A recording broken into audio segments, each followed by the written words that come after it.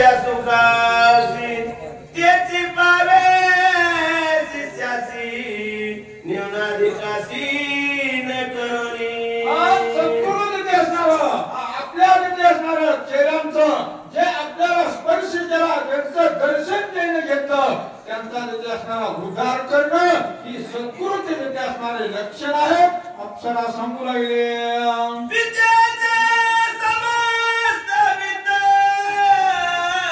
पुत्र स्वामित्व अंगीकारी तैसे सद्गुरु सुख समस्त शिष्याक्रमित भावार्थे माझे तिथे असणारे गुरु मी जिथे असणारा शिष्याचं जिथे असणारा माझं पालन केलं माझा प्रतिपाल केला सांभाळणार आहे. अजात पक्षाची जाती पाही नेने माऊली वांकून काही मुख पसरानी सर्वही ग्रासा वघाई जलित अजात जिथे असणारा पक्ष त्याला पंख जिथे फुटलेले नसतात पंख फुटेपर्यंत आपली आई जिथे असणारी चोंची मध्ये चारा आणते आणि त्या खोप्यामध्ये बालकाला देते. आई दिसल्याबरोबर ती पक्षी देते तोंड असतो त्याच्या मुखामध्ये घालते.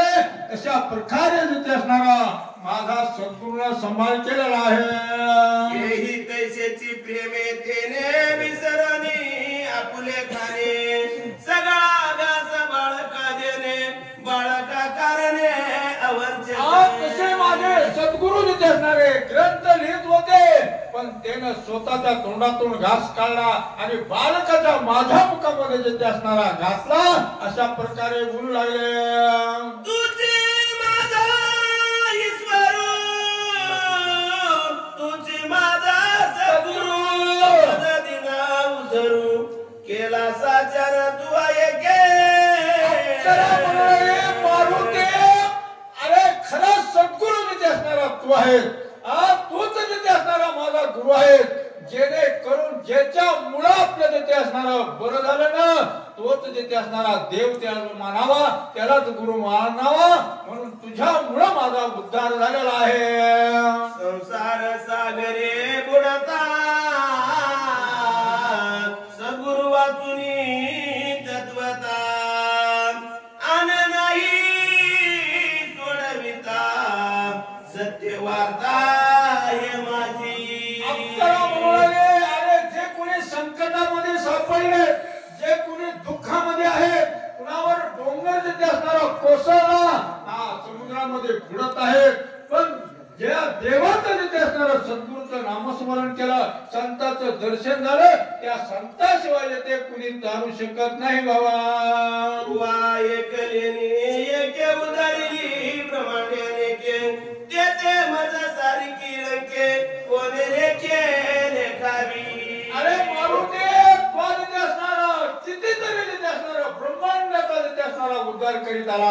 अरे मी एक जिथे असणारी अप्सरा या सरोवराच्या ठिकाणी मगर होऊन पडले होते आणि माझा जिथे असणारा सहज तुझ्या स्पर्शामुळे उद्धार झाला. अशा प्रकारे अप्सरा बोलू लागले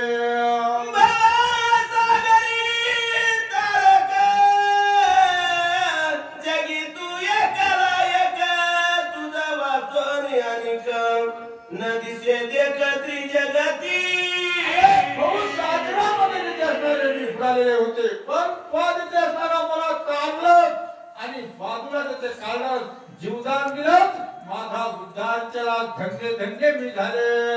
एका जनार्दनाचे रंके अंध पंगू दिनमुखे देखो न्याय काय के सत्वर देख आली. अरे या भगवंताची जिथे असणारी कृपा एकदा का झाले तर आंगळा जिथे असणारा मोठ्या पाहतो लग्न असेल तर तो पळतो.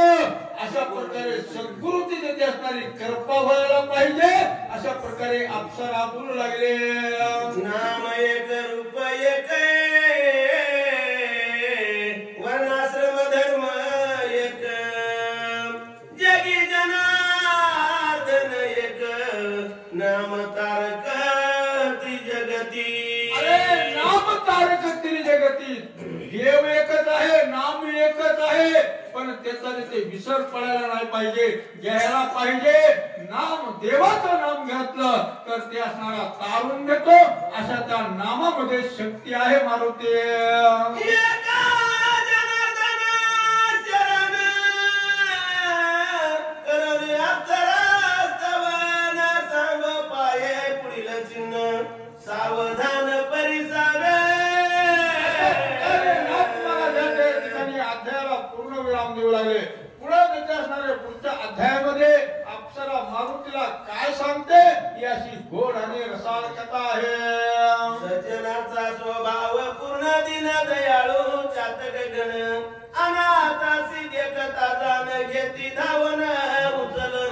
सज्जनतेने असणारे लक्षण आहेत. हा सज्जन माणूस जर कुणी अडचणीत असेल तर त्याला सोडवतो.